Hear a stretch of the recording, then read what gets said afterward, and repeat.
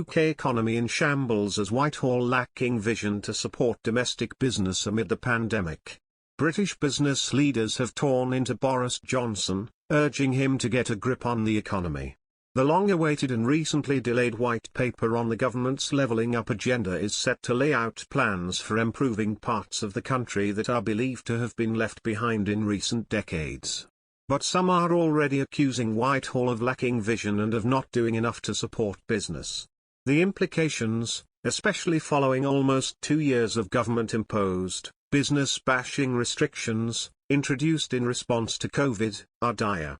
Steve Hawkes of communications agency BCW said business leaders are fed up with the lack of action and planning being displayed by ministers.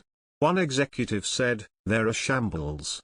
At the heart of the problem, in Mr. Hawkes' eyes, is that the government has overlooked a key component in its levelling up agenda: business.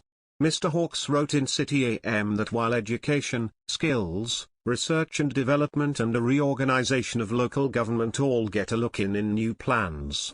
But, he added, there's a gaping hole. There's next to nothing for business. And that's the crux.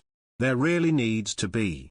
Mr. Hawkes said number 10's sights were too narrow, that it should be looking not just to the here and now, but to how businesses can be helped over the coming decades. He insisted that Mr. Johnson must not pass the buck on this, but should get a grip. This would involve the formation of a proper industrial strategy and the upping of ambitions relating to infrastructure programs. The opportunities afforded by the levelling up agenda, he added, are the groundwork, but the Prime Minister must act on them.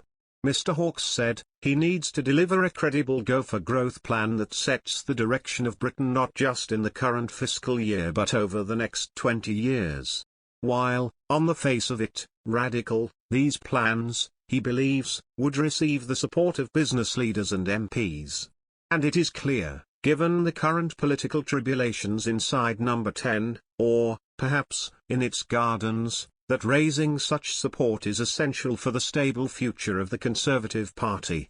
One senior Tory insider told City AM, "We're at our best when we're radical and we deliver. We have to do that now." Mr. Johnson hailed Brexit as a wonderful opportunity for British business.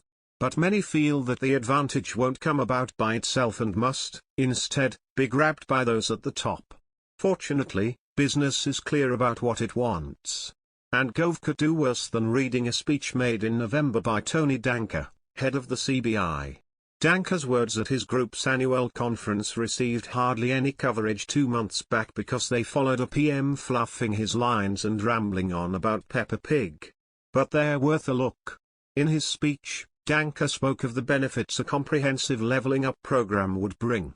He described Britain as a branch-line economy, one where the most productive parts of the economy are located in the southeast and back offices are scattered elsewhere.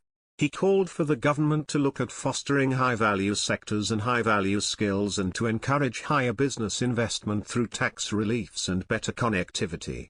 He talked of the need for economic clusters such as the one taking shape on Houchen's watch in the Tees Valley. He urged ministers to lead an industrial strategy around biotech, space, cybersecurity and decarbonisation.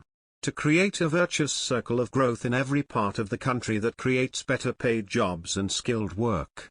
Most notably, for an organisation with supposed EU sympathies, Danker asked the PM to use post-Brexit freedoms to unlock potential.